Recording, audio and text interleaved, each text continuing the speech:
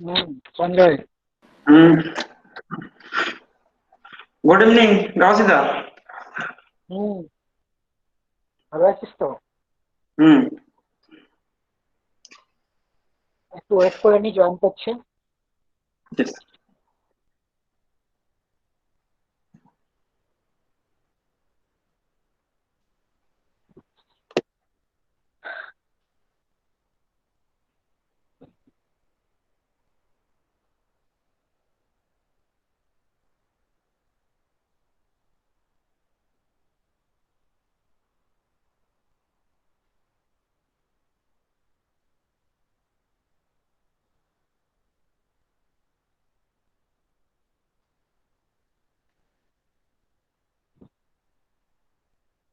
Devasida, am I audible? Yes, you are audible. Audible? Am I visible? Yes, clearly. Okay. Okay.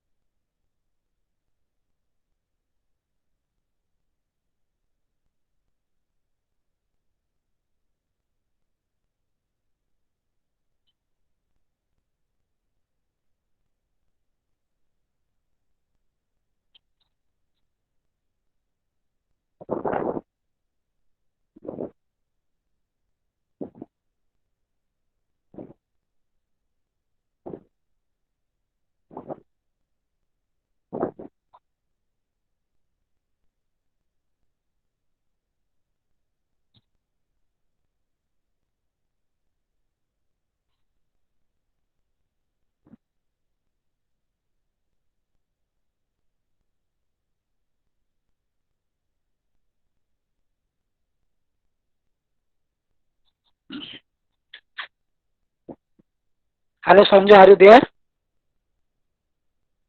Yes. Should we start now? Yes. Okay.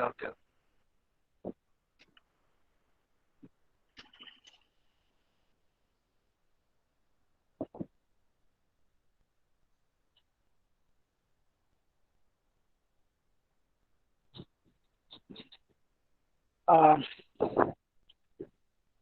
so, a very good afternoon to all and all present here. We are on the second day of online lecture series hosted by the Department of English, Kainagar Mahavidyalaya. I, Devashish De, on behalf of the Department of English, Kainagar Mahavidyalaya, would like to express a very warm and heartiest uh, welcome to all the participants present on the Google Meet or over YouTube. Today, it's a pleasure on my part that today we have with us a young academician, Professor Sanjay Soren, uh, Assistant Professor of English, Midnapur College, Autonomous. And it's a pleasure to me personally because he is a brother, he is like a brother to me. And today he is going to talk on Kathleen Mansfield's Bliss and Modernism and Overview. His interested areas are tribal studies, linguistic studies, modernism, postmodernism, postcolonialism, and cultural studies. So, without further delay, I would like to request Professor Sanjay Soren, whom I call Sanjay, as as I told you, he is like brother to me, to address his lecture. Now, Sanjay, it's over to you. Thank you, Devasida, for your kind words. And I am very proud to be invited as the resource person, though I am not a resource person. At first, I express my heartfelt thanks and gratitude to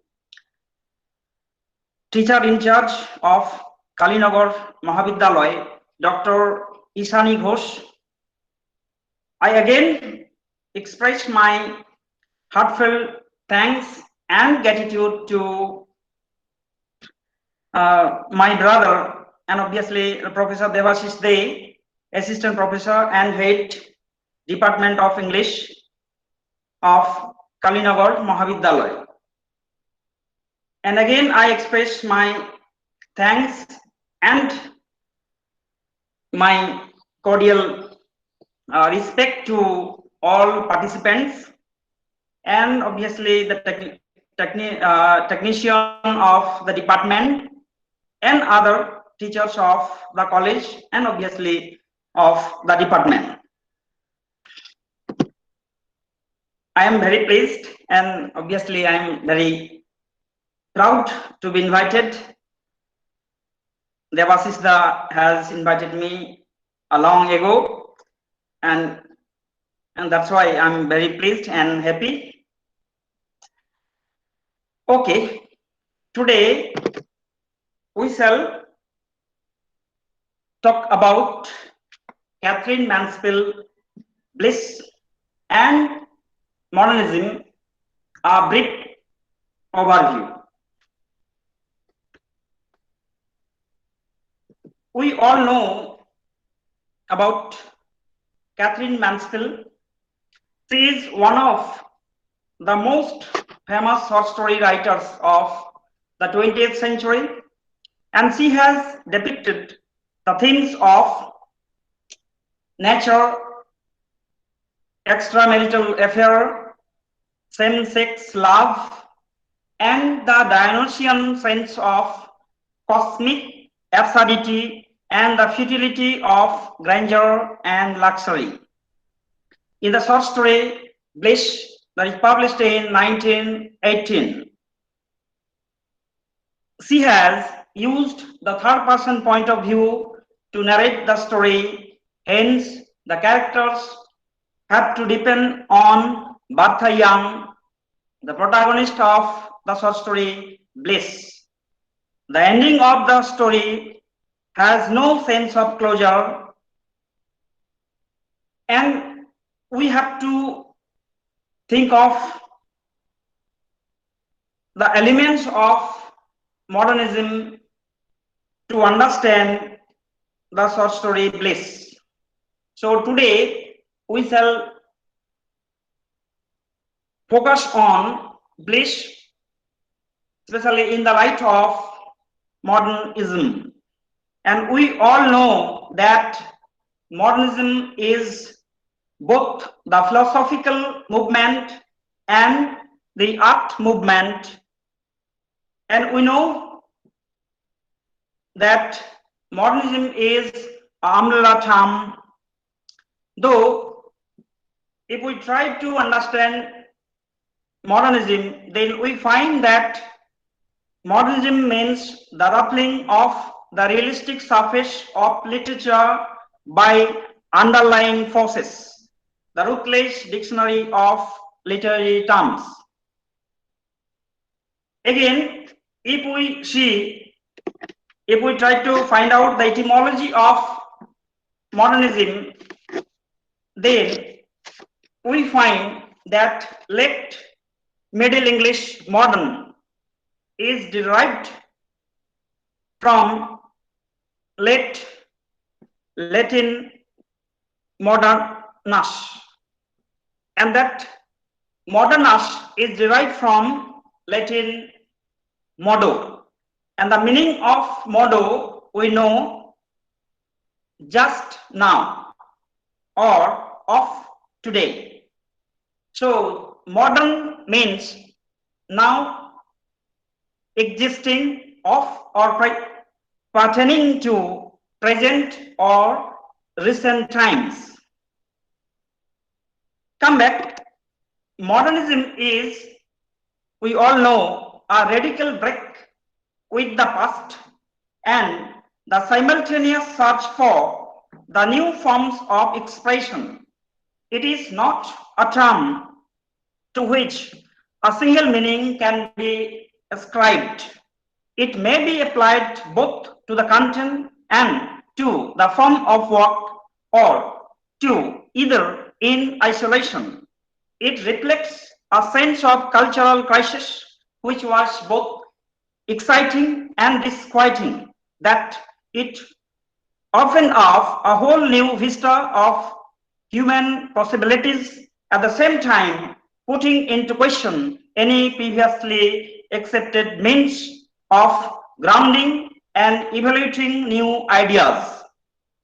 Modernism is marked by experimentation, particularly manipulation of form, and by the realization that knowledge is not absolute. Modernism, again, in its broadest definition, is modern thought, character, or practice. More specifically, the term describes both a set of cultural tendencies and an array of associated cultural movements originally arising from wide-scale and far-reaching changes to Western society in the late 19th and early 20th centuries. The term encompasses the activities and output of those who fill the traditional form of art, architecture, literature, religious faith, social organization, and daily life are becoming outdated in the new economic, social, and political condition of an emerging, filling, industrialized world. Pericles, L. Pericles, 2000, page 38, 39. Modernism can be considered as a time-bound concept. That is, modernism started in 1890 and ended in about 1930, or a timeless concept. The starting point of modernism is the crisis of belief that pervades 20th century Western cultures, loss of faith, experience of fragmentation and disintegration, and, and the shattering of cultural symbols and norms. P. Child's page, or P. Child, year 2000, page 48. We shall today construe or try to interpret the short story in the light of modernism. At the beginning of the short story Bliss, we find the protagonist Bertha Young as a dynamic character. She is young and energetic. At the beginning of the short story, she has been described as following. Although Bertha Young was 30, she still had moments like this when she wanted to run instead of walk, to take dancing steps on and off the pavement, to bowl a hoof, to throw something off in the air and catch it again, to stand still and laugh at nothing, simply, quote unquote. Here we find Bertha Young maintains the rhythm of dancing step and of life. She is a very sprightly character. The vivacity of Bertha Young is very conspicuous in the short story. She is able to take pleasure in anything or almost nothing. Again, if we try to see other aspect of modernism, and if we try to apply that tenet of modernism in place, then we find the Dionysian sense of cosmic absurdity of life and the futility of grandeur and luxury. Bata Young is extremely happy. She was quote unquote young. She has husband and her adorable baby daughter Little B. Her mental state is described as follows. When can we do if you are 30 and turning the corner of your own street, you are overcome suddenly by a feeling of bliss, absolute bliss. Page 1 that you find uh, www.catherinemansfieldsociety.org. Here we find the euphoria of Bhatha Young is well expressed. Bhatha is very organized and tidy. She has taken care of her husband, baby daughter, her well decorated house, and the pear tree in the garden. She has an ample amount of money and modern friends. The writer has exposed the affluence of Bhatha Young as following. Harry and she were as much in love as ever. They did not have to worry about money, meaning that they are wealthy couple. They had this absolute satisfactory house and garden and friends, modern, thrilling friends, writers and painters and poets and people keen on social question, just the kind of friends they wanted, quote unquote. The Apollonian world of Vatayam is filled in front of the readers. Oh, why did she feel so tender towards the whole world tonight? Everything was good, was right. She has perfect happiness in her life. Again, she said, you are nice, you are very nice. Kissing her warm baby, I am fond of you, I like you. Page number 3. Again, www.catherinemansfieldsociety.org. So here we find the perfect world of Bhatha Young, that is, we can consider or we can compare the perfect world or flawless world of Bhatha Young to the Apollonian world. She consider again, she consider her state as blissful, euphoric, though she is not fully aware of her husband and the rest of the world, meaning that she is a bit ignorant of the world. She is unfolding the Apollonian or Apolline world, which is laden with illusion. Meaning that in Apolline or Apollonian world, we find illusion or a false reality. Her blissful private world is going to be shattered when her husband Harry is attracted towards Pearl Fulton. They are representing the Dionysian or Dionysiac world in which they are exchanging their emotional nature.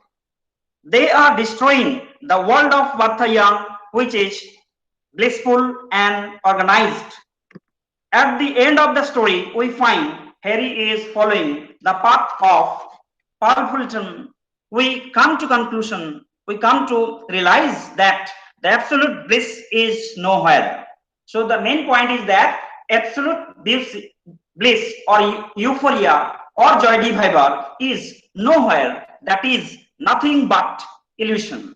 That illusion are very present in the Apollonian or Apolline world. Harry and Paul Fulton are breaking away the established rules of the society to be united all on a sudden. Bertha has found herself helpless and become disillusioned. The Dionysian sense of cosmic absurdity and futility overshadows the world of Bertha Young. So here we are pointing out, we are trying to emphasize the Dionysian sense of cosmic absurdity and futility overshadows the world of Bertha Young. Life is not truly blissful, euphoric. Human life is always in jeopardy. Bertha Young at the beginning does not understand the reality, but in the long run, she has felt the absurdity of life and the fruitlessness of grandeur and luxury. Again, if we try to if we try to find out another aspect of the sorcery bliss, then we find another tenet, that is also another tenet of modernism, the same-sex love between Bertha Young and Paul Fulton. Bertha Young has a special attraction for new find, same-sex love or homosexuality. Bertha Young has a special attraction for new find, quote unquote, Paul Fulton. Their relationship or their camaraderie is laden with mystery. Bertha has been caught by the strangeness of the new find. She has said, Bertha has said, what Miss Fulton did.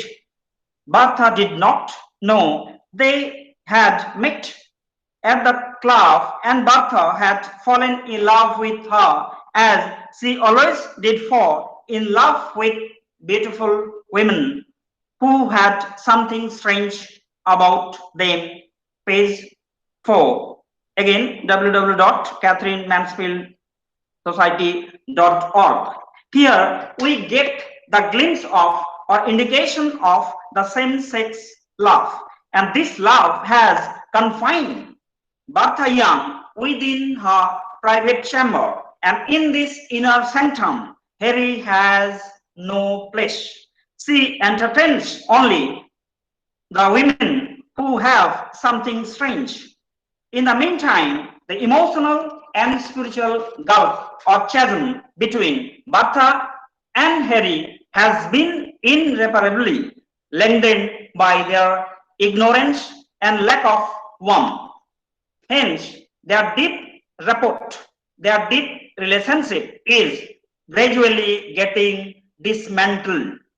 The relationship between Paul Fulton and Bertha is going to disintegrate when Harry has followed Miss Paul Fulton. That the relationship between Paul Fulton and Bertha Young is falling to pieces is very clear to us through their conversation. Have you a garden? Said the cool, sleepy voice.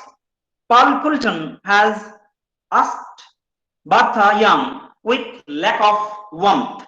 She is enthusiastic to enter into the garden nurtured by Bertha Young. Bertha was suffering from cold. She was, quote unquote, she was always cold.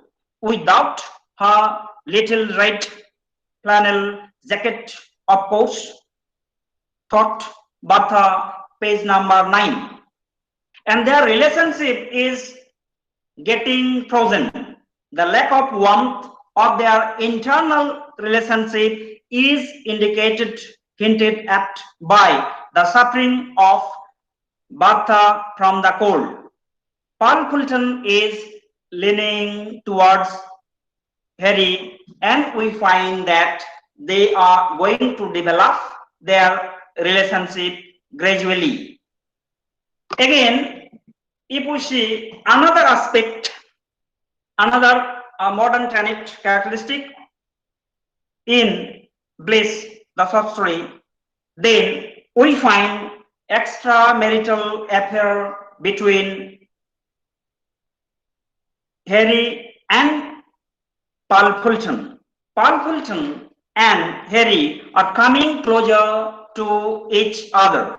Their deep closeness is hinted at by their interaction. The tiding over his initial hesitation, Harry has shown his interest for Paul Fulton. Harry has told Paul Fulton at his house after the end of the dinner party, quote unquote, we find, let me help you. Bertha has said that Harry is repenting his rudeness. She let him go. What a boy he was, in some ways, so impulsive, so simple, quote unquote. That Harry is that Harry is emotional and impulsive by nature is very clear through the speech of Bertha Young. At the same time, we come to realize that Bertha is unable to make out the thread of the mind of Harry. Harry is developing gradually his physical relationship with Miss Fulton. Rather, we can say Harry has shown his attraction for Miss Fulton, which is against the principles of holy married life, quote unquote, holy. Meaning that Harry and Paul Fulton, they are against the principles of the conjugal life, meaning that they are against the principles of married life. They have started to break away the principle or the tradition of the conjugal life. So we find that is in the words of Ezra Pound, make it new, make it new. So they are devastating the principles of the conjugal life. Again, quote unquote, we find he tossed the coat away, put his hands on her shoulders, and turned her violently to him. His lips, meaning the lips of Harry, said, I adore you. So, from this line, from this speech, we can easily surmise that Harry is deeply attracted to Miss Paul Fulton. I adore you. Meaning that this line, this speech, the speech of Harry, quote unquote, I adore you, has established, has proved the extramarital affair between Harry and Paul Fulton. And Miss Fulton laid her moonbeam figure on his cheeks and smiled her sleepy smile. So smile her sleepy smile. Harry's nostrils quiver, his lips curl back in a hideous grin while he whispered, tomorrow, and with her eyelids, Miss Fulton said yes. Meaning that here the tryst has been highlighted, meaning that the lover and the beloved meet in a sacred place, and that tryst has been highlighted. They are planning for the tryst the very next day, and their conversation is replete with, laden with sexual connotation. The Harry is gradually losing his integrity. He is not faithful enough to his wife and the rules of the family. He is driven by libidinal instinct, and because of that, the flower of extramarital affair between him and Miss Fulton is gradually blooming. That the very extramarital affair has challenged the conjugal life, is breaking the traditional rules, customs of the society, and paving the way for the lackadaisical and uncontrollable life.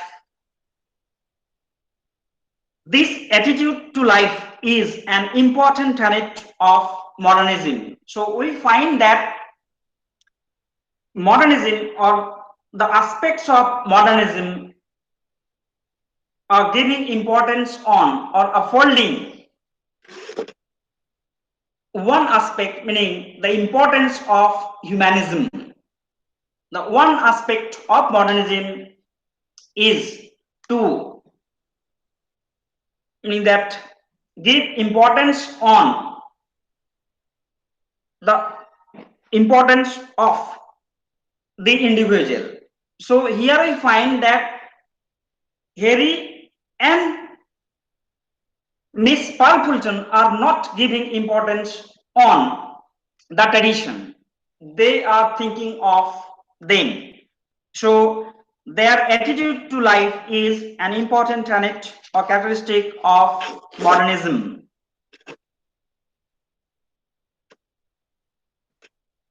Again, I find he tossed Harry, quote unquote, he tossed the coat away and put his hands on the shoulder and turned his violently to him. And his lips said, I adore you. So I adore you, meaning that Harry has lost his integrity and he is not following the rules of the conjugal life. So here we have to remember that Bartha has become befuddled. Bartha has become bemused, confused, and she is not able to understand the mind of Harry. Befuddled, Bartha has remained motionless in the room until Miss Fulton said goodbye. With this discovery, her space starts to become smaller and she isolates herself at a corner of the house. Again, quote unquote, in which we like to hide or withdraw into ourselves, is a symbol of solitude for the imagination. So the house is the place or the space and in which or where we start to think ourselves, and that is the house of imagination, meaning that in our house we think, we brood on the past incidents. So here we find Bartha Young isolates herself at a corner of the house, and the house is a symbol of solitude for the imagination. That is, according to Bachelor, one critic, and with the outcome of her passion, her state of ecstasy gradually makes room for reason and inch by inch turns to reality. So the journey of Bhatha Young from euphoric state to stark or harsh reality. Again, if we focus on, if we try to understand the nature or the character of Harry, then we find he has broken away the traditional concept of a typical, quote unquote, typical father. A typical father, we know, will be careful to his parents, his wife, and his children. Unlike a typical father, Harry in the short story, Bliss has broken away the principles of a typical father. And he said, quote unquote, my dear Mrs. Knight, don't ask me about my baby. I never see her. I never see her, meaning that he is not careful to his baby daughter, little B. I never see her. I shan't feel the slightest interest in her until she has a lover. Unquote, page 9. He is not kind hearted and affectionate to their baby daughter, we find little B, and he is not a model of a typical father. That he has hated his daughter is the question of the existing patriarchy in which he is able to enjoy his life in his own way, but his wife Batha Young and their daughter Little B do not get careful and thorough attention. So we find that Harry is focusing on Miss Pearl Fulton, and at the same time we find he is neglecting his duty, meaning that his paternal duty to his wife and his baby daughter little B. The narrative technique, if we see again, if we come back to the technique of the sorcery writer Catherine Mansfield, then we find the double displacement of Barthayam. Double displacement of Barthayam. Please presents us, provides us at the same time the narrative model that most fits to the modernist purpose of the writer. It explores the story of atmosphere set in a bourgeois, feudal London. The text narrates the euphoric, blissful condition of Bertha Young, who, in love with Paul Fulton, organizes a dinner to receive friends in face of the upcoming event. In a state of ecstasy, Bertha feels, quote unquote again, radiant with smiling, trembling lips, with big dark eyes and ear of listening, waiting for something divine to happen that she must know happen infallibly, page 1. So it is a double displacement because Bertha projects herself to the outside of the family space and loses herself in a personal and particular time, meaning that she has lived in her blissful state, in her blissful world, and she is not aware of her husband and the rest of the world. And she is attracted towards Miss Pearl Fulton.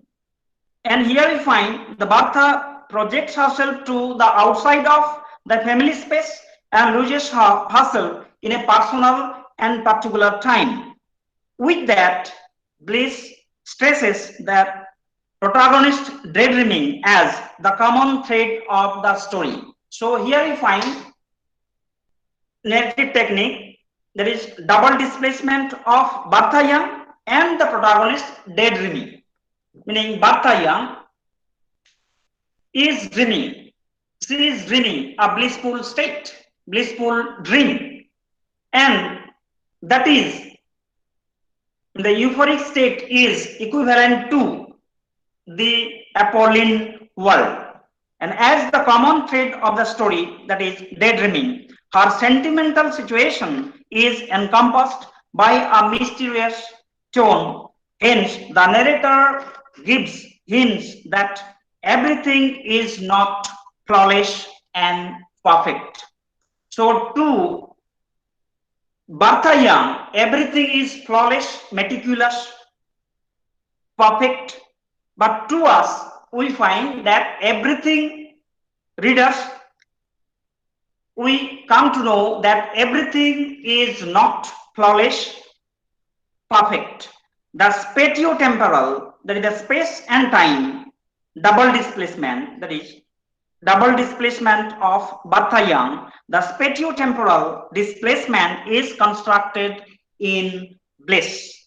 So, narrated inside the space of London house, this story describes the daydreaming state of Bartha Young emerged into the euphoria of passion from the poetic perspective, and it is at the same time is understood it is understood that the house bedroom, the garret in which we are alone, furnished the framework for an interminable dream. Bachelor, again the quotation from Bachelor.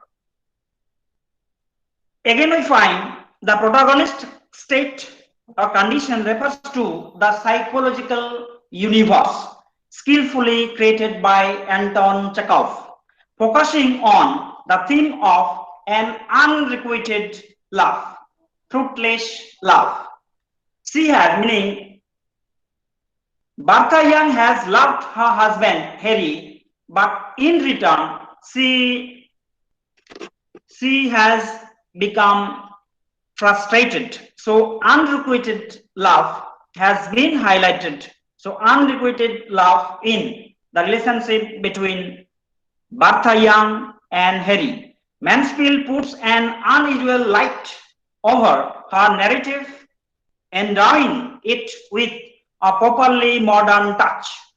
At first sight, the thin borders between tradition and experimentation around which would literature used to work become overshadowed. So we find here the tradition and experimentation. Mansfield is thinking of the tradition, at the same time she is thinking of experimentation.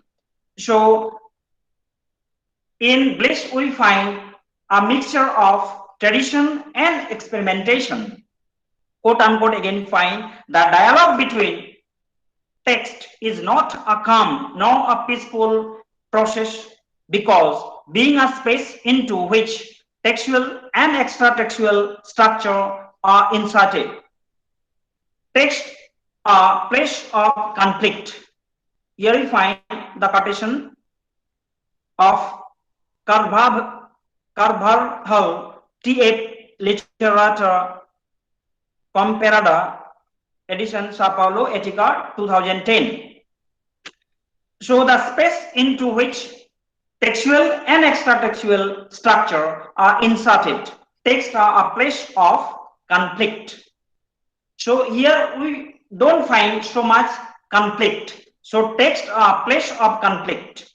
The modernist singularities in place, inch by inch or step by step, make room for or make room to an introspective analyzing the society of appearance. So here we find the appearance in the behavior of Harry and Bertha Young, and we find that they are happy, meaning the Bertha Young has pointed out that she is very happy, extremely happy, and she is taking pleasure in their conjugal life, but they are not at all so happy or very happy. So here we find the appearances. Again we find, if we try to see, then the Mansfield has satirized the society of appearances in her reveries, meaning that in the reveries of Bertha Young, Bertha cannot see reality because she is confined to the subterfuges of her path towards personal satisfaction. So she is confined, Bertha Young is confined or restricted to the subterfuges or trickeryness of her path towards personal satisfaction. And in the psychological delineation, she considers a good relationship with her husband. means that psychologically she is satisfied and she is not able to understand, make out the mind of Harry. So, quote unquote, we find Harry and she were as much in love as ever, and they got on together splendidly and were really good pals. She had an adorable daughter. They did not have to worry about money. They had this absolutely satisfactory house and garden. So, to Bertha Young, wealth and their good relationship with their friends is everything. Meaning that those things are not everything, and the wealth, money, and the friendship with pseudo friends, or say fake friends, are not able to provide satisfaction. And here we find Bertha Young is not able to understand the artificiality of friendship, the artificiality of the relationship with other characters. So we find the bliss, extreme happiness. So she is ignorant, and we find ignorance is bliss. Again, we find Harry does not fit into the behavioral standards of that era. If we see, if we focus on, if we try to interpret the character of Harry, then we find he does not fit the behavioral standards of that era. However, such homo-effective relations are always tied to the British context. In the case of Bertha, the idea of social stability works as an anchor for deliriums, preventing a dreadful daydreaming. Thus, she holds on to the image of the house, which consists a body of images that give mankind proofs or illusion of stability. Here we find that Bertha Young is thinking of her stability, equanimity, and she is thinking of stability in terms of a house, a kind of space, or she thinks that she is able to get full satisfaction, sufficient satisfaction from her relationship with her husband Harry. And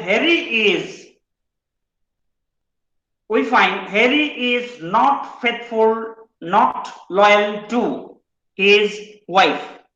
And the trickeriness or the subterfuge or cleverness of Harry is not understood by Bertha Young.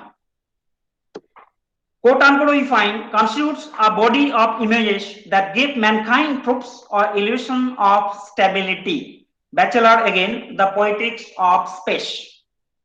That book, the translation by Maria Jolas, Boston Beacon Press in the year of 1994. So that is the quotation from The Poetic of Space by Bachelor G.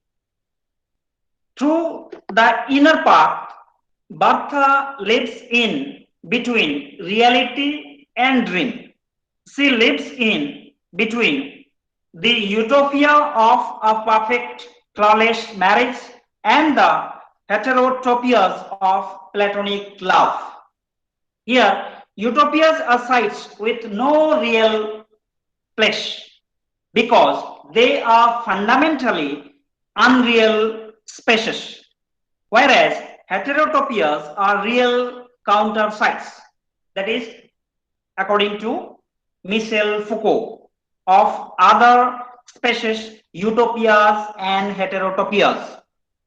So we find that Bertha Young has attempted to get her perfect bliss, happiness, joy divider in her relationship with her husband Harry, and she has loved, she has adored Harry in her best way, but she has become frustrated, meaning that the heterotopias of platonic love, and she finds a perfect happiness in taking care of their house. She is taking care of her baby daughter, little bee, and she has invited her guest. So that is the utopia, perfect world, the utopia of a perfect marriage, and the heterotopias of platonic love.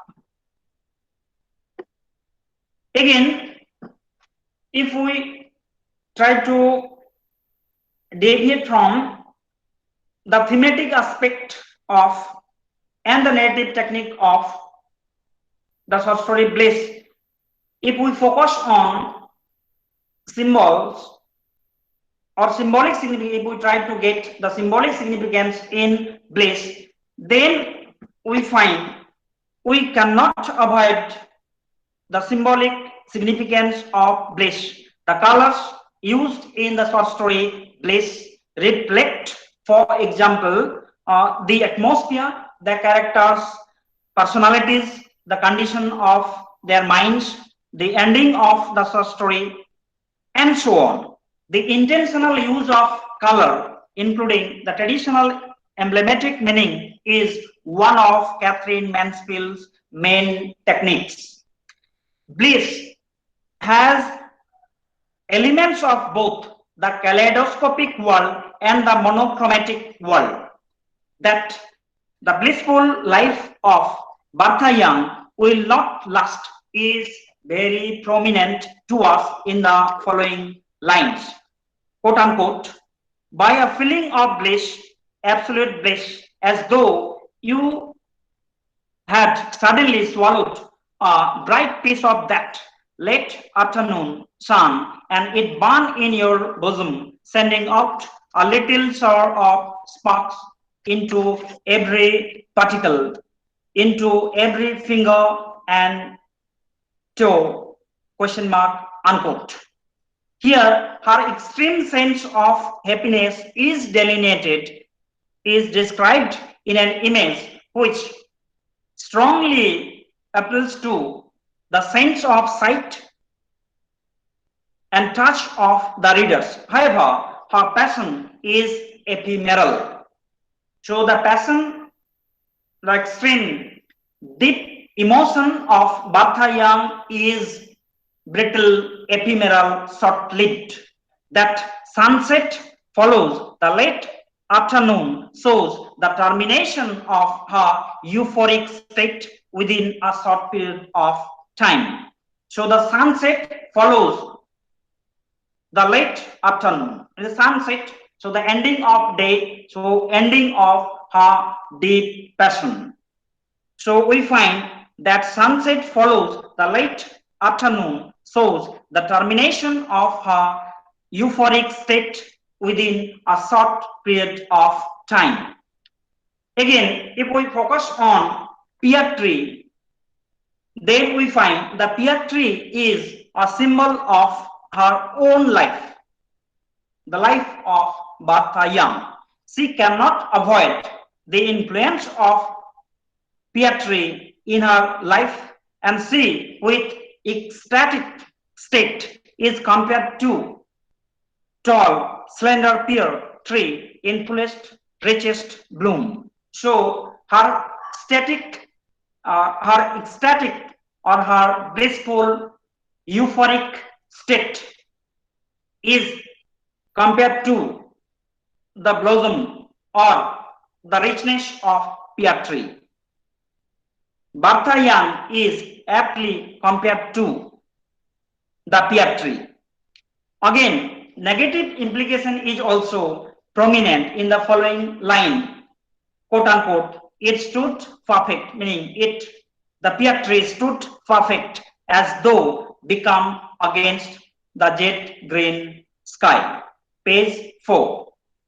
Bertha fully understands the faithlessness of Harry, but she cannot leave her husband because of her dependence on him. Just as a ship, a boat cannot move without the assistance of sufficient wind.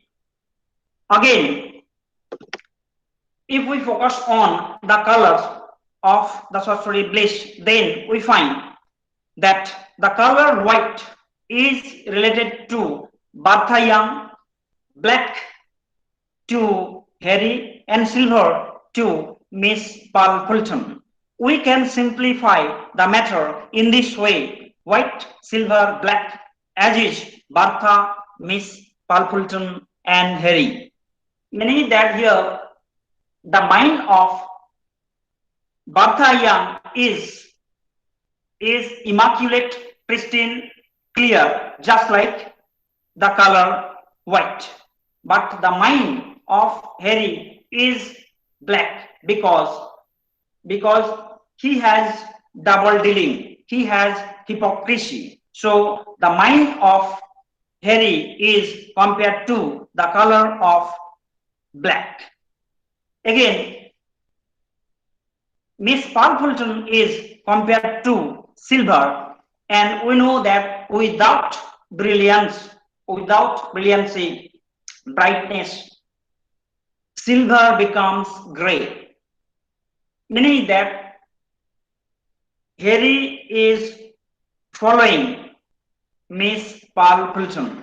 So, through the colors of the sorcery bliss, we find the implication of the mind of the characters. Again, we find if we try to focus on the tomato soup in the dinner party or during dinner party, tomato soup is served. Tomato soup can refer to Bertha, and dreadfully eternal indicates that she will never change herself in future. Meaning that uh, in our menu card, we know that tomato soup is essential, necessary thing, and just like that, Bertha Young is not able to alter, change her nature in future. That is, we find tomato soup is essential, necessary in the menu card. Here, we find the red soup stirred by Paul Fulton during the dinner refers to Bertha in the sorcery bliss. So the tomato soup is compared to Bertha, and the red soup, meaning that red soup is compared to again Bertha Young, and red soup is moved by Miss Paul Fulton during the dinner. And the red soup stirred by Miss Paul Fulton indicates that Miss Paul Fulton is playing with the life of Bertha Young. We find here Miss Paul Fulton is stirring the red soup, that is compared to Bertha Young during the dinner, and we find the Pearl is playing, the Pearl is controlling, Miss Pearl Fulton is controlling the life of Bertha Young. Her action seems to reflect her dominance over Bertha Young. So, in this way, we can sum up the sorcery bliss that Bertha Young cannot do anything but at the end of the sorcery run to the long windows of the garden and cries. Bertha Young cries at the end of the sorcery bliss. She is crying, oh, what is going to happen now? quote unquote question mark. With such a psychological displacement of the protagonist who is knocked off her feet, Mansfield concludes the short story, kidnapping the woman of her previous state and stripping her socially. Bertha Young is completely exposed to her inner search that goes from the euphoric state or condition meaning that from the euphoric state to the emptiness to the vacuum for the betrayal. So we find that Bertha Young is completely exposed.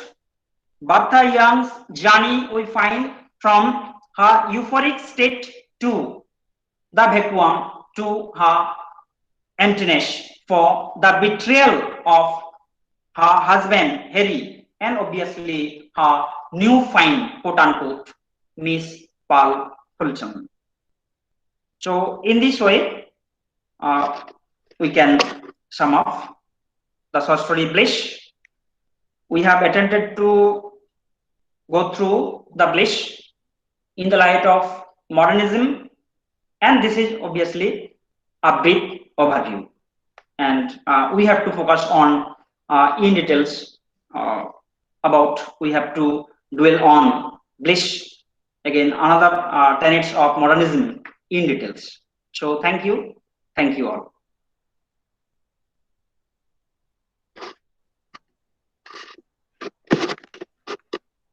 Devasisda? Yes. Uh, Thank you, Sanjoy. Thank you very much for elucidating the traits of modernism with special reference to Catherine Mansfield's short story Bliss.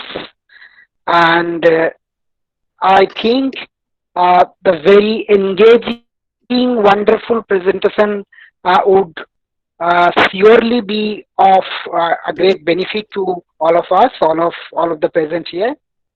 Now, let me check whether we have any question from the audience.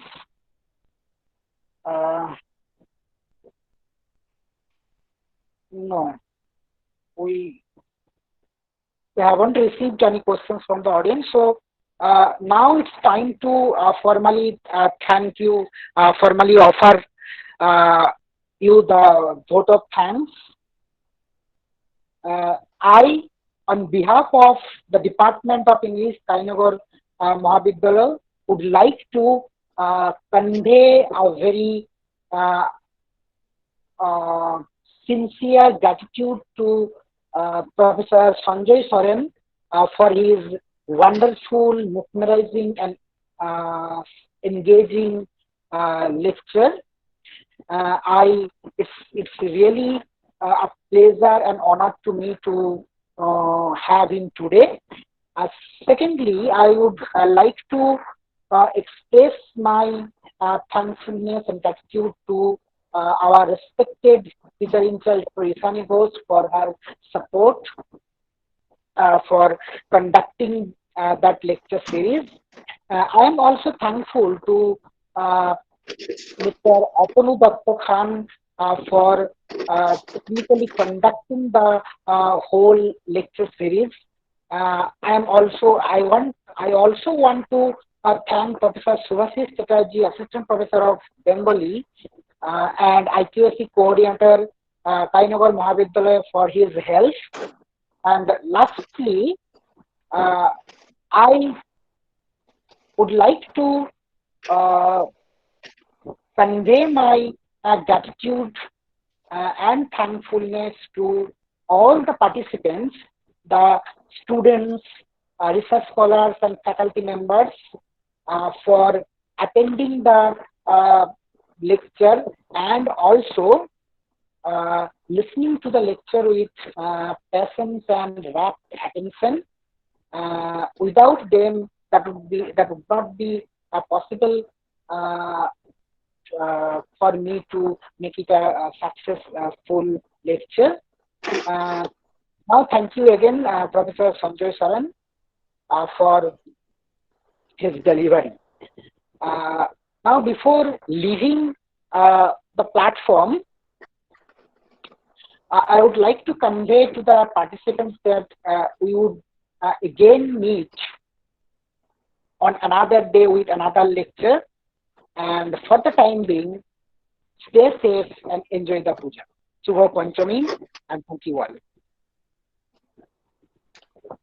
Okay, Devasita, thank you. Thank you all. Enjoy the puja. Okay. Thank you. Thank you Thank all. you. Okay, stay safe. Thank you. Thank you, Sanjay. Okay, thank you. Okay, okay.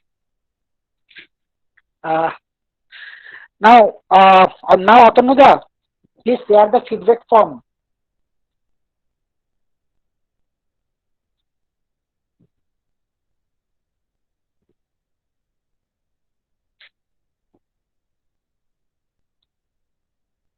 The participants are requested to fill fill up the feedback form duly